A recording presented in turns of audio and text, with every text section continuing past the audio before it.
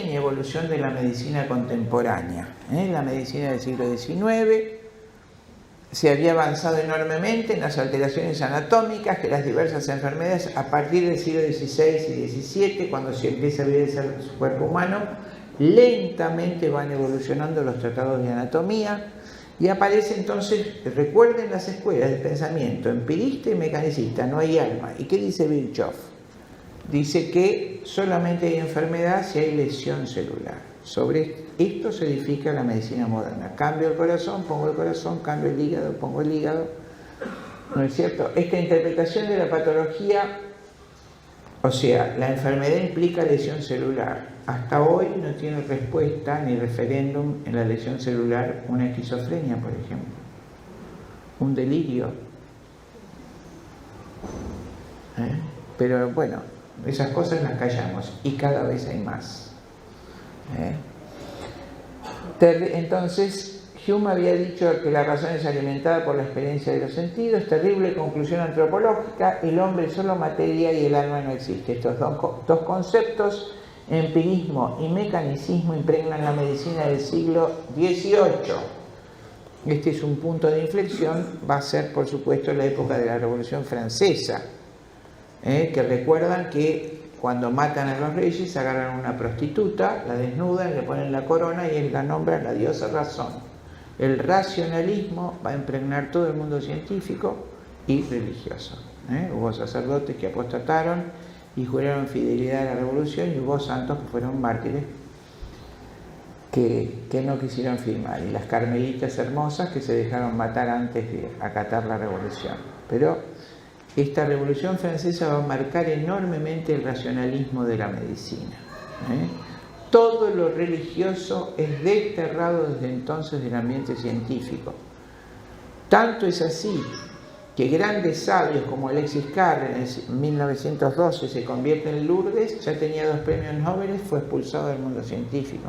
Jérôme Lejeune, que describe el síndrome de Down, y cuando lo citan en el tribunal en los Estados Unidos dice que la vida comienza en la concepción, fue expulsado del mundo científico. El que descubrió el síndrome de Down, el mayor genetista del siglo XX. Esto empieza con la Revolución Francesa. Recuerden, como consecuencia de este lamentable y falso concepto del hombre, ¿cómo van a curar a un hombre que ustedes dicen que es solo cuerpo y no tienen alma? Yo quiero que me expliquen a ver a quién están curando.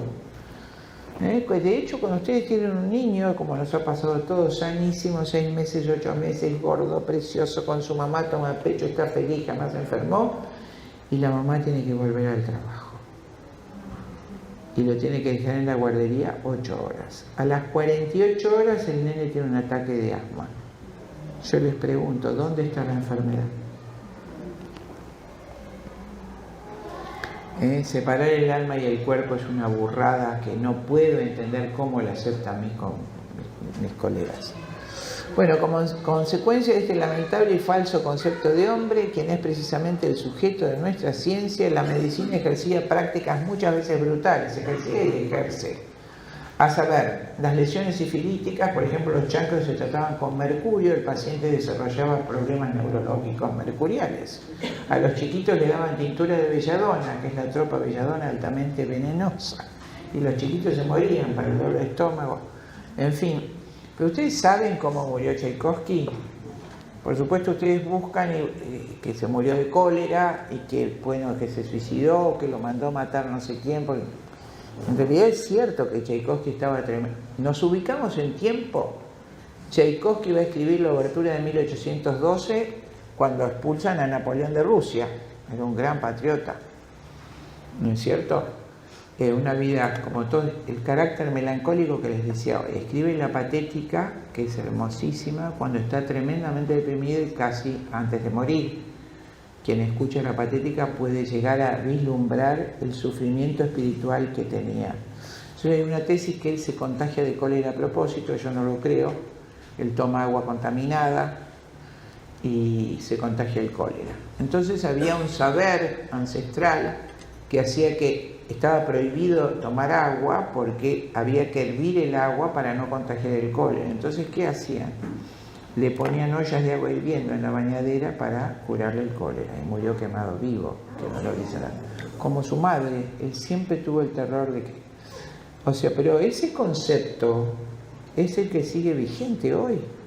Cuando ustedes queman con rayos al paciente con cáncer, están haciendo lo mismo que hicieron con Tchaikovsky. No ha cambiado el concepto. Pueden cambiar los instrumentos, pero el concepto de una cosa que viene de afuera y te ataca y de afuera la tenés que curar, es el mismo concepto. ¿Vamos aclarando el panorama? Bueno, y acá en este contexto surge la gran pregunta que me había pedido Cecilia Escarcela y también Virginia que escribiera algo. No tengo tiempo de escribir, pero les cuento cómo surge la homeopatía.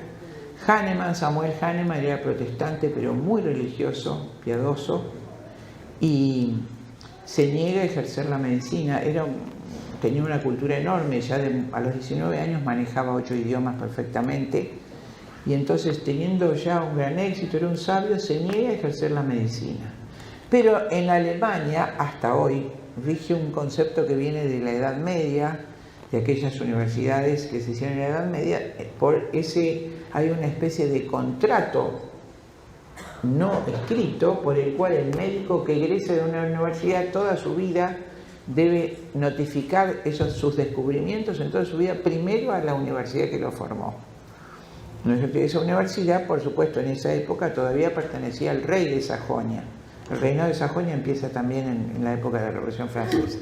Entonces le pide permiso al rey. Él estudió en la Universidad de Leipzig, que lo exima de hacer la medicina, que él no podía usar esos remedios que él sabía. Recuerden que esos médicos tenían verdadera formación universitaria. Ellos estudiaban filosofía, teología, química y física. Entonces eran grandes químicos los médicos. Y él se niega a ejercer y el rey le pide que, bueno, pero que a cambio dedique su vida con los honorarios de la universidad para traducir al alemán todas las obras que estuvieran en otros idiomas. ¿No es cierto? Ajenos al alemán. Recuerden que él hablaba 8, incluidos latín y griego.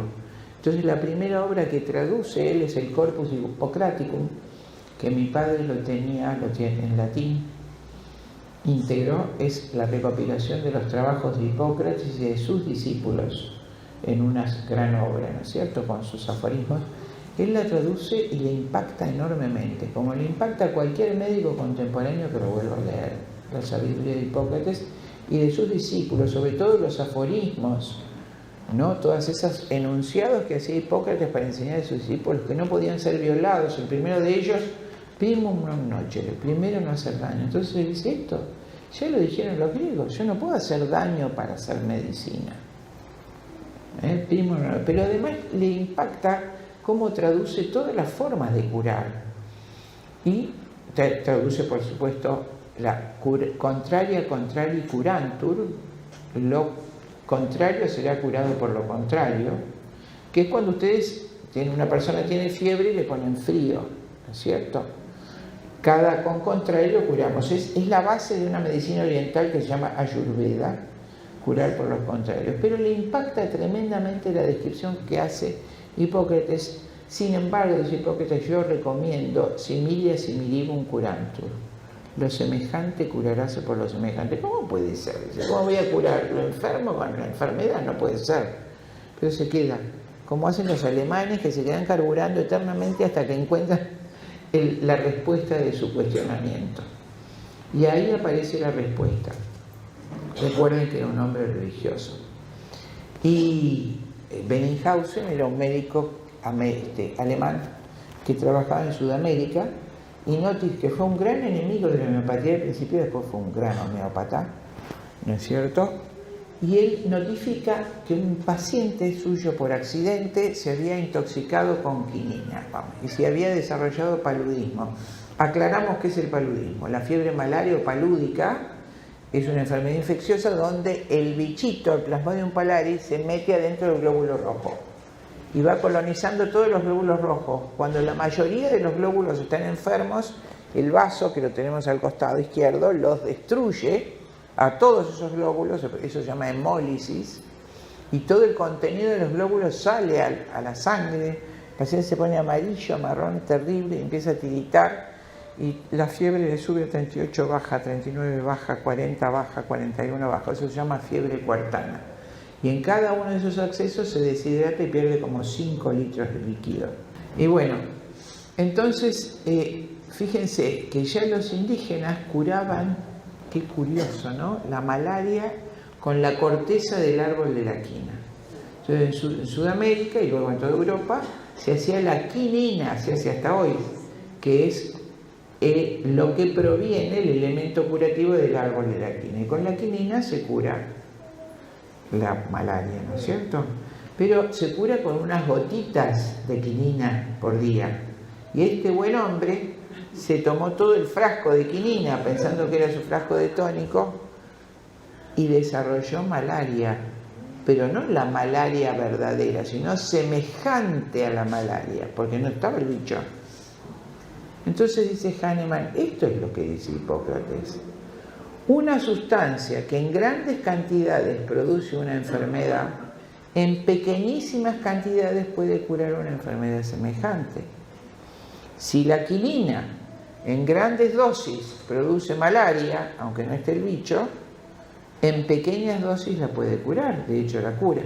Entonces, ¿qué hace Hahnemann? La genialidad de diluir, a ver si puse acá, los remedios que eran tóxicos, recuerden que era químico y físico, entonces hace una dilución centesimal, 1 en 100, una gota en 100 gotas, por ejemplo, aunque sean otras las medidas, una gota en 100 gotas. De eso, una gota en 100 gotas, primera dilución, segunda dilución, una gota en 100 gotas. Y cuando llega a la sexta dilución centesimal, supera el número de Avogadro, que es 0 a la 9 menos 23. Quiere decir que más allá de ese número no hay sustancia químicamente demostrable, pero sí físicamente no puede desaparecer. Algo de esa sustancia tiene que quedar, muy pequeño para curar, pero no tan grande como para producir enfermedad. Eso es lo que dice Hahnemann. Diluye todas las sustancias y empieza a probarlas en sí mismo y en médicos sanos, buscando que alguna produjera síntomas de las enfermedades que pudiera curar. Entonces el mercurio, cuando lo tomaban muchos días, eso se llama patogenesia, el remedio homeopático se prueba en el hombre sano, no enfermo, cuando empieza a producir sensaciones de los síntomas que produce el mercurio en grado tóxico, lo sigue, lo anota, lo prueba 60 veces y luego lo utiliza a la sexta centesimal en los enfermos que tienen enfermedades semejantes a la intoxicación mercurial. Por ejemplo, llagas, úlceras sañosas que tienen pus en las piernas, anginas pultáceas, úlceras en la garganta con pus, y empieza a tener extraordinarios resultados. Y extraordinarios resultados en la epidemia, por ejemplo, de sarampión que había en ese momento. La belladona en estado tóxico produce un gran eczema morbiliforme rojo, igual que el sarampión. Entonces lo diluye y cura miles de personas con sarampión. Se hace enormemente famoso y además el costo de los medicamentos es casi ínfimo. En ese momento era solo artesanía, lo hacía el mismo médico. Y les recuerdo, cuando vayan al Museo de Mendoza, van a ver el botiquín de los remedios que usó el general San Martín. El remedio fósforo. San Martín era sanguíneo, era fósforo. Y tenía, como todos los sanguíneos, una úlcera de duodenos que sangraba y sangraba, una hemorragia terrible, se debilitaba y no podía montar a caballo, ni hacer nada. Entonces el médico le da fósforo, se cura su úlcera y aunque en camilla, puede cruzar los Andes y cuando llega al otro lado ya sano termina su campaña libertadora. Bueno, ¿cómo vamos llegando a lo actual? Ese fue Samuel Hahnemann. Por eso la ignorancia de ese quien dice que está endemoniado el remedio, o sea, realmente faltar absolutamente a la verdad de la preparación de un remedio homeopático. Cualquier remedio puede estar endemoniado. El padre Amorc ha contado un paciente que tomaba un remedio homeopático, por supuesto, también un alopático y también una comida. Ustedes pueden, de hecho, hacer esos conjuros horribles, la gente satanista, y a través de eso tratar de pasar el demonio a la persona destinada. No porque se haga el remedio homeopático, sino porque puede ser utilizado por cualquier satanista, como cualquier remedio. fines del siglo XIX, ahí pasa todo, el racionalismo cartesiano, influye toda esa medicina, el mecanicismo, y aparece un hombre extraordinario que es Claudio Bernal, es el padre de la medicina argentina. Afortunadamente nuestra medicina, la que llegó hasta mí, tenía un gran influjo de la medicina española y francesa, fuertemente influenciada por este pensador y otros afines. Él estudia las funciones de los órganos, la fisiología normal, el huevo, la fisiopatología, es decir, no es lesión, hay funcionamiento, puede no tener nada anatómico y estar funcionando mal. Claudio Bernal, acá tiene una imagen de este magnífico maestro, yo he leído sus trabajos cuando estudié fisiología, es el autor de la fisiología y la fisiopatología actual. Y aparecen también en esa época dos pensadores terribles, Malthus y Darwin. El control demográfico, Malthus era protestante, por lo tanto era determinista, por lo tanto calvinista, y él creía en la predestinación. Los pobres no tenían alma, estaban predestinados a condenarse y no merecían ningún respeto al nuestro. Entonces recorre los barrios industriales de Europa, de la Revolución Industrial Europea, donde pobrecita la gente que venía del campo se agrupaba para trabajar en las minas de carbón y tenía terribles enfermedades, pero sobre todo tenía muchos hijos porque no había código del trabajo. Y si el padre se moría, los hijos ayudaban a mantener la familia. Y además el pobre siempre fue más dócil a Dios y cumplía con el mandato de sin abstenerse de natalidad. Entonces se preocupa mucho Malthus, pero no por los pobres, sino que dice que si los pobres siguen teniendo hijos, la comida no iba a alcanzar para todos. O sea, la teoría económica de población, e invita con estas palabras a los pobres y seres inferiores de la sociedad a abstenerse de procrear. Esa es la teoría malthusiana. No les voy a poner, tengo un video documental impresionante. Entonces aparece Darwin, que lo admira. Por supuesto, todos ellos se integraban en lo que se llama movimiento eugenésico, buscar la raza superior, que le inician Malthus y Darwin.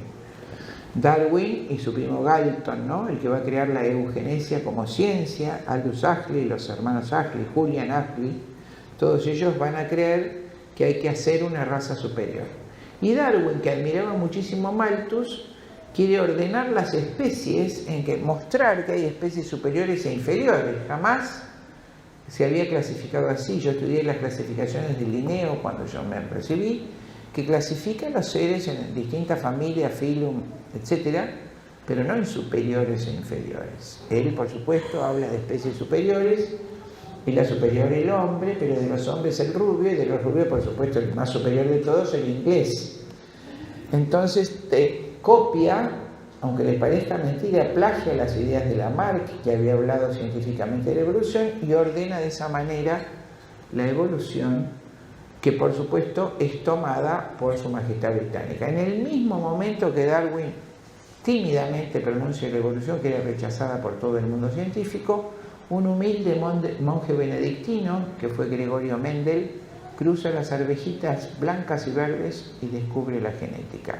Y ve que las arvejitas, de las 10 hijitas, 8 iban a ser verdes y 2 blancas, descubre los genes recesivos y dominantes, en leyes que son insuperables. Cada vez que ustedes hacen una cruza, se repiten en el laboratorio las leyes de la genética.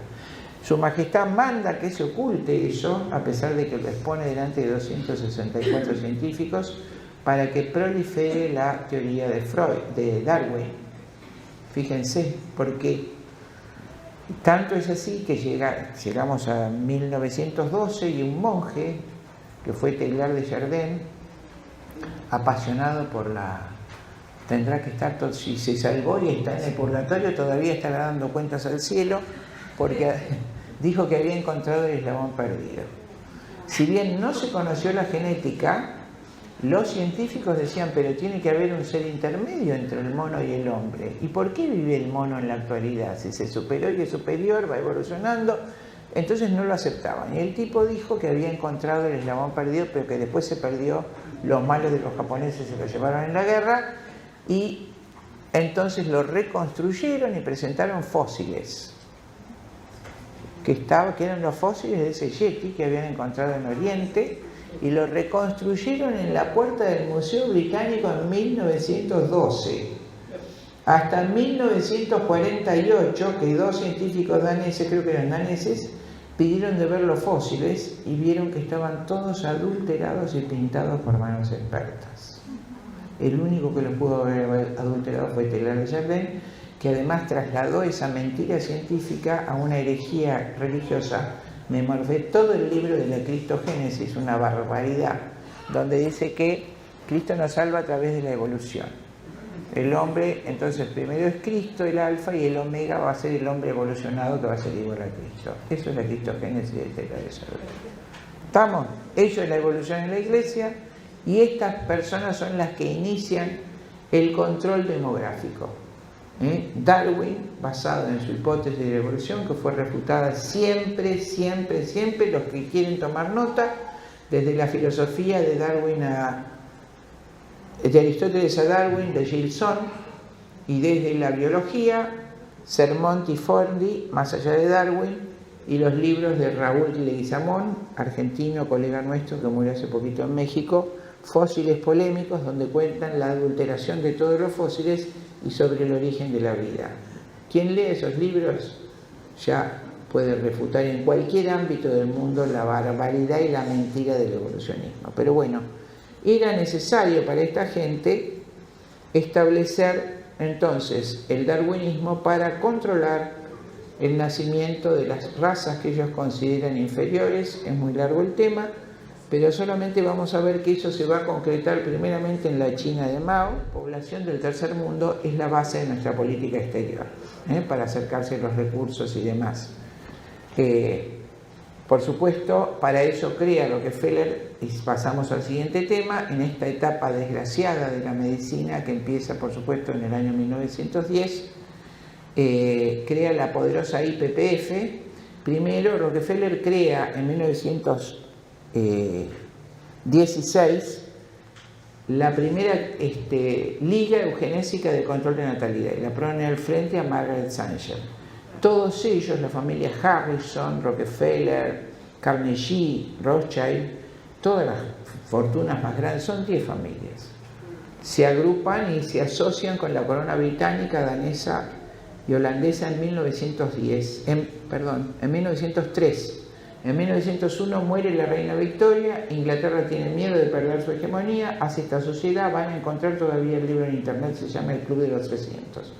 Hacen el Club de los 300 y transfieren por primera vez en la historia a Rockefeller la administración del poder mundial. Rockefeller decide aplicar el comunismo a nivel mundial y el control de población para lograr la raza superior. Esas 4 familias que les mencioné se cruzan durante 3 generaciones pensando que iban a lograr el hombre superior, Zaratustra, y por supuesto todo lo contrario, todos tienen la segunda generación ya casi todos débiles mentales y muertos. La endogamia, por supuesto, es terrible para la naturaleza, en cualquier especie animal. Con esa obsesión, Rockefeller va a financiar íntegramente, con otros financistas de su club, la revolución bolchevique de 1917, y al ver el buen resultado, ¿no es cierto?, va a financiar también la revolución cubana y la revolución de Mao Zedong, a la que me voy a referir enseguida, al tráfico de drogas.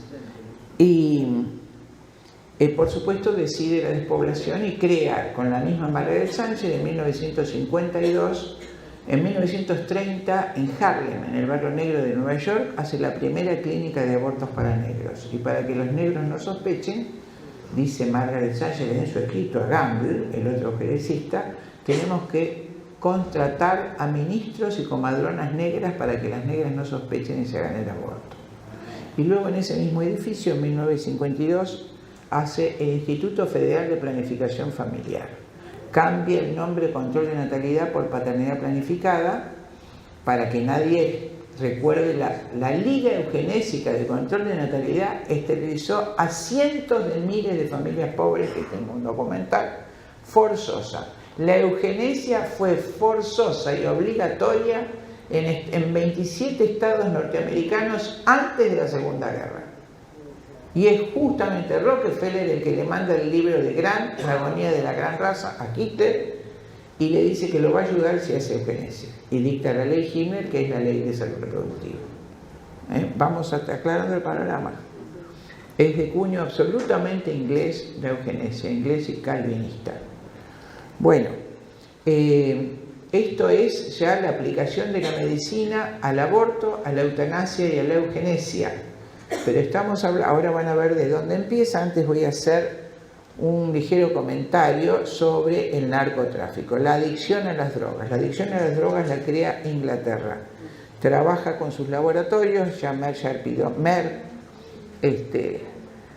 las gotas de cocaína. Fíjense, Gates, que dice Park Davis, el laboratorio Park Davis inglés, lanza el siguiente eslogan publicitario. Estamos hablando del siglo XIX. No pierda tiempo, sea feliz, si se siente pesimista, abatido, pida cocaína. Ellos elaboran con las hojas de coca, aíslan la coca, el Ethoxylum coca tiene 4 principios activos. Uno de ellos es la cocaína. Neutralizado por los otros, el té de coca, por supuesto no hace ningún daño, al contrario. Pero ellos aíslan ese principio activo, lo preparan, elaboran la cocaína que ustedes conocen y generan la drogadicción que no existía antes en la historia. Todos los emperadores chinos persiguieron la adicción al opio, pero estamos hablando de mediados de 1800, Inglaterra, con la Compañía de Indias Orientales, genera las gotas de heroína, de cocaína, les hace mucha propaganda, pero todos los actores usaban eso, se propagandeaban como las gotitas de la felicidad, generaron una adicción que no existía en la medicina, los médicos que prescribían eso, entre ellos Freud. Estamos hablando del principio del siglo XX, a su mejor amigo lo medica con morfina porque tenía una neuropatía, hasta que él se va dando cuenta, el amigo hace una enfermedad mental irreversible, queda loco y muere en un manicomio. Y ahí Freud deja recién ahí de recomendar públicamente la droga. Pero miren lo que hace Inglaterra. Genera las gotitas de opio y las introduce por la Compañía de Indias Orientales en China y empieza a hacer miles y miles de adictos.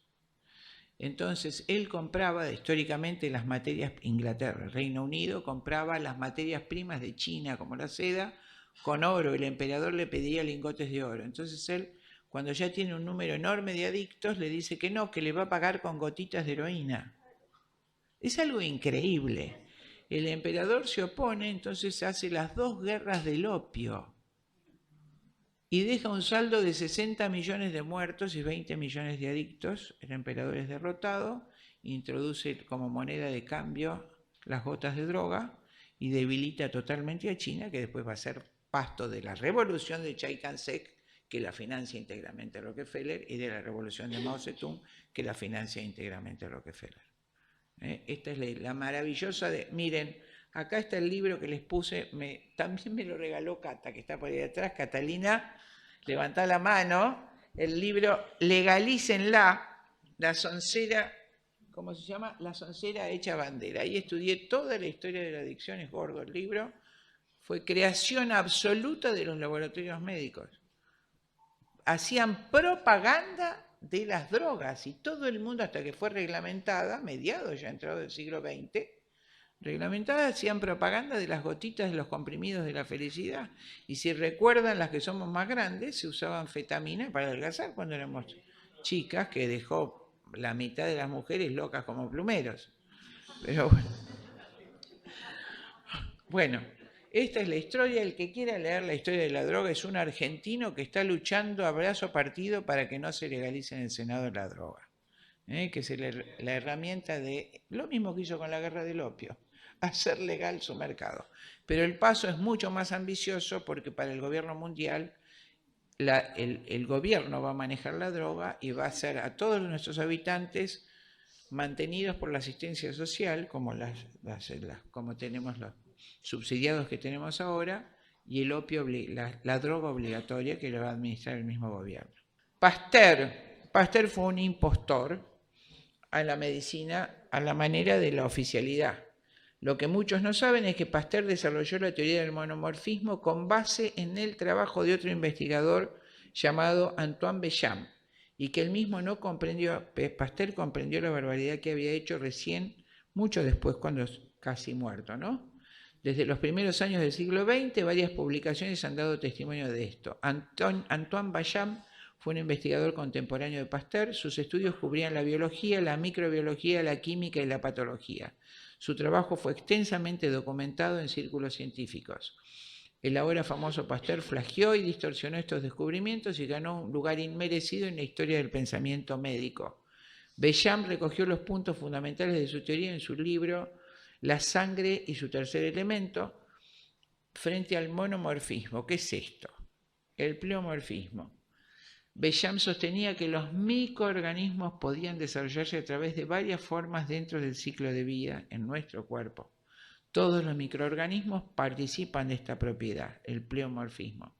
También descubrió que en la sangre normalmente habitan microbios que llamamos microcimas y tienen un papel importante en la fisiología. Nosotros tenemos enorme cantidad de bacterias y virus, como descubre otro sabio del que no voy a poder hablar, que fue Hammer, que murió el 2 de julio de 2017.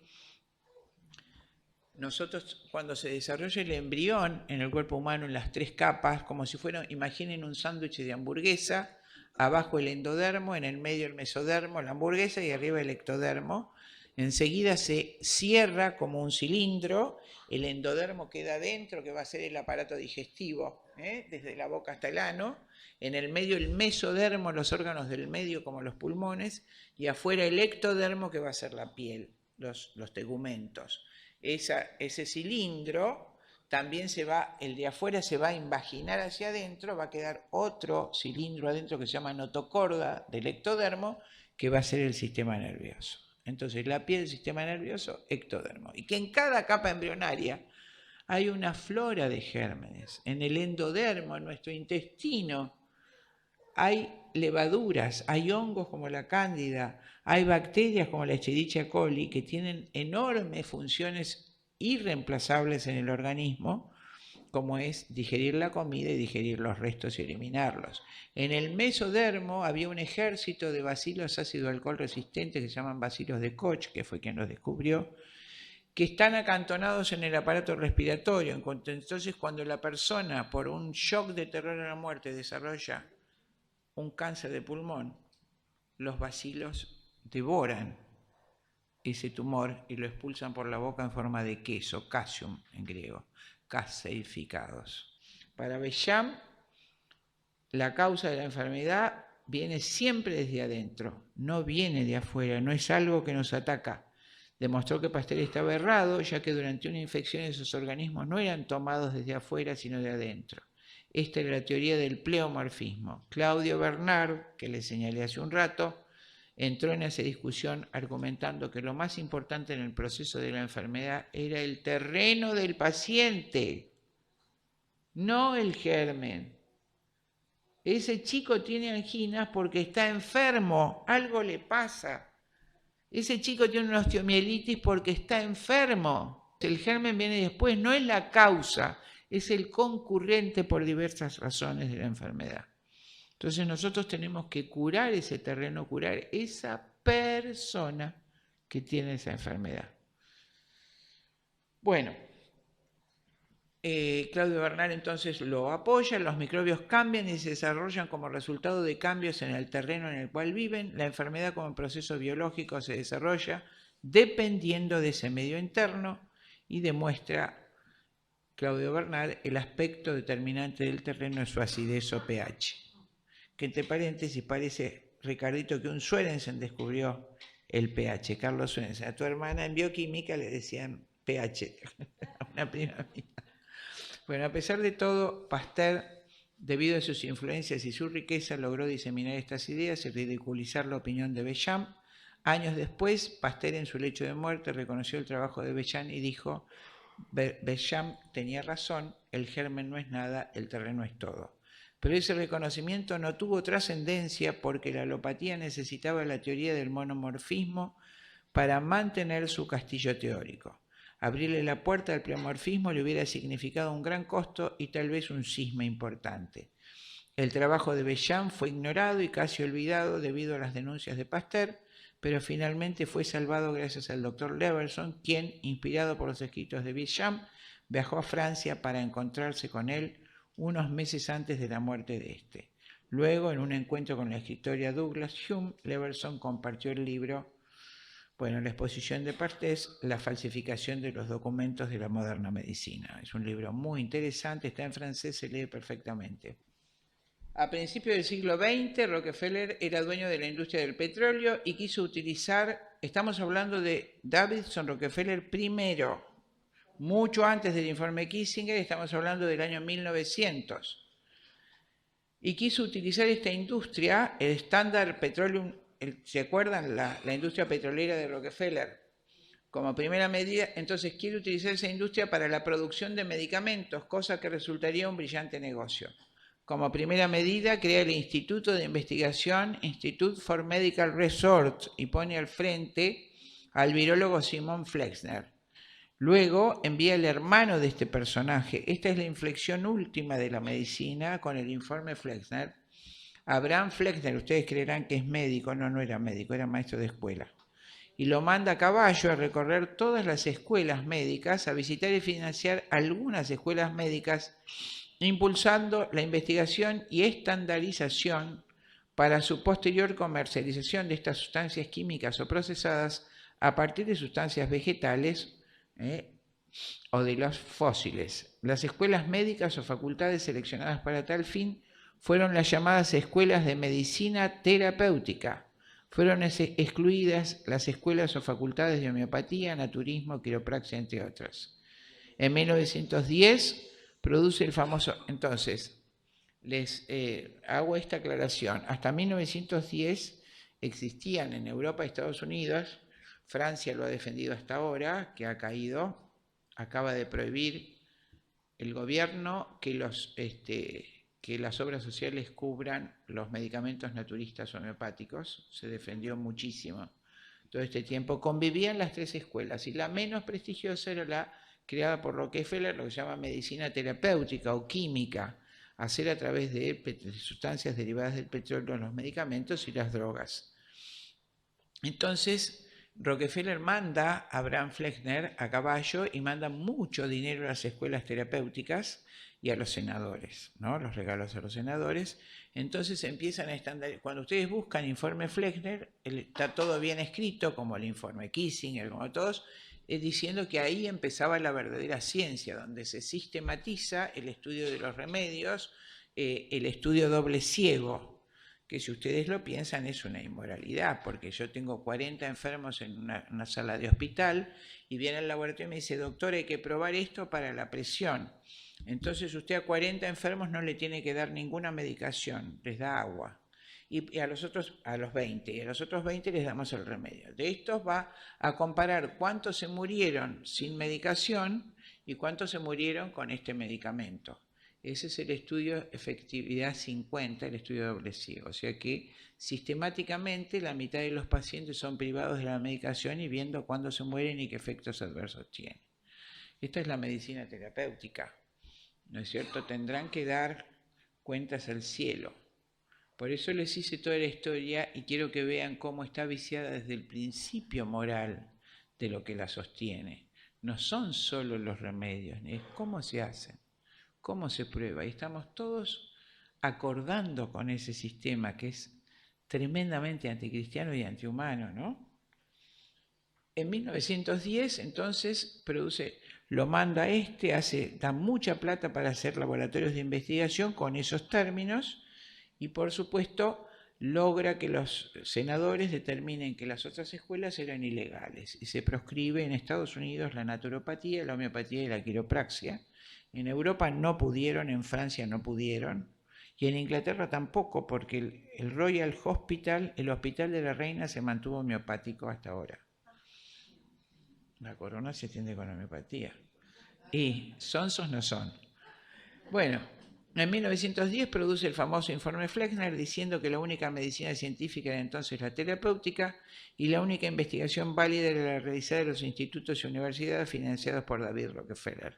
Las ingentes sumas de dinero manejadas por Rockefeller fueron generosamente distribuidas entre senadores y otros funcionarios del gobierno, de lo cual resultó el cierre definitivo de las facultades de medicina homeopática y naturopatía, así como de cualquier otra disciplina que pudiera opacar los altos rendimientos económicos de la medicina terapéutica.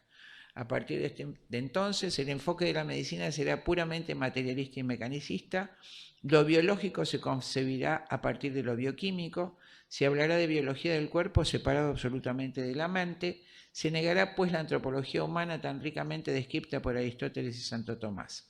La negación de la existencia del alma y de toda realidad trascendente será el sustento de la enseñanza médica a partir del siglo XX.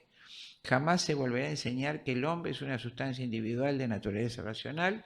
Jamás los estudiantes de medicina escucharán que el hombre es una unidad sustancial de cuerpo y alma. Por supuesto, la medicina se dividirá en especialidades cada vez más específicas y pequeñas, que por un lado disolverán el concepto de persona humana, única e irrepetible e integral. Se perderá el concepto de armonía, en el que todas las partes del cuerpo se integran cumpliendo su finalidad, la causa final de Aristóteles, en maravillosa operación vital, de manera que el espíritu dotado de razón pueda servirse de estos instrumentos libres y sanos para cumplir los más altos fines de su existencia. Este es el parágrafo 2 del Organón de Hahnemann, por si habría alguna duda del pensamiento de Hahnemann. En la mitad del Organón se llamaba al cuerpo de doctrina de una escuela médica. En aquella época, en la mitad del libro habla de las enfermedades psiquiátricas y sanciona terriblemente el trato que los médicos daban. En el momento en que muere Tchaikovsky, su esposa había desarrollado una enfermedad mental, estaba encadenada en un hospital psiquiátrico y, por supuesto, cuando el loco tenía crisis, los pegaban con la cadena para que se quedaran aterrorizados. Ese era el tratamiento que se daba en la medicina oficial a los enfermos psiquiátricos. De todo esto se desprende el desastre actual de una falsa medicina que aconseja un taller mecánico, que se asemeja a un taller mecánico en el que cada especialista intenta reparar una parte prescindiendo del resto, indicando remedios muchas veces tóxicos, de manera que la enferma llega a los 60, 70 años, no siempre.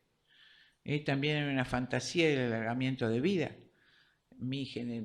Casi todos mis amigos, mi generación, han muerto yo tengo 69 años, en la década de los 60 y antes de los 50. En los países como Francia, donde se conservaron estas costumbres, hay una longevidad importante. Les cuento una anécdota rapidita. Besançon era un médico que estudiaba la longevidad en las campiñas de Francia porque llamaba la atención. Y entonces cuenta que iba por el campo, por la campiña, en lo que fue la provincia de la Vendée, ¿no? Y había un hombre, buen mozo, alto, como de 100 años, que estaba ahí, él lo entrevista y le dice cómo, y él dice que era muy ordenado, siempre había comido en horario, nunca había hecho desarreglos, ni desarreglos, siempre solo su mujer, desarreglos morales tampoco, súper ordenado. Y mientras hablaba, claro, decía Besançon, es eso, y ve que a lo lejos se acerca un hombre que se venía bamboleando de un lado a otro y se sostenía, parecía que estaba borracho. Dice, pero... perdón, señor, ¿y ese señor que se acerca ahí, quién es? No, es un borracho perdido, es mi padre, tiene 120 años. Los misterios, ¿no?, del ser humano. Qué interesante leer el libro de Besançon. Él defiende las propiedades del vino tinto en la curación de enfermedades.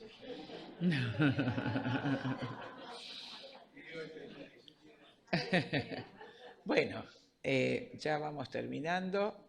El infame informe Flexner justificó el cierre de 600 facultades de medicina, persistieron solo 60 financiadas por Rockefeller.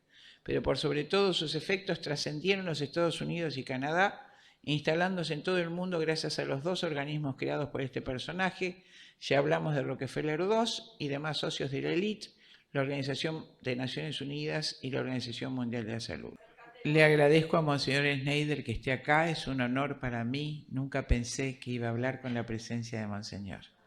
Gracias por todo lo que hace.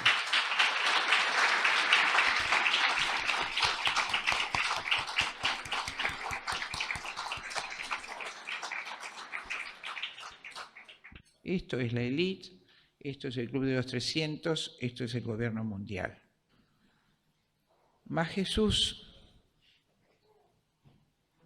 al oírlo, dijo: no necesitan médicos los sanos, sino los enfermos. Misericordia quiero, y no sacrificio. No he venido a llamar a justos, sino a pecadores. Y quiero recordarles esta cita a todos los médicos que se prestan a estas prácticas, que son millones. ¿No sabéis acaso que vuestro cuerpo es templo de Dios y que el Espíritu de Dios habita en vosotros? Si alguno destruyere el templo de Dios, lo destruirá Dios a él, porque santo es el templo de Dios que sois vosotros. Nuestra Señora de Fátima, María Auxiliadora, salud de los enfermos, patrona de los médicos, ruega por nosotros. Nada más.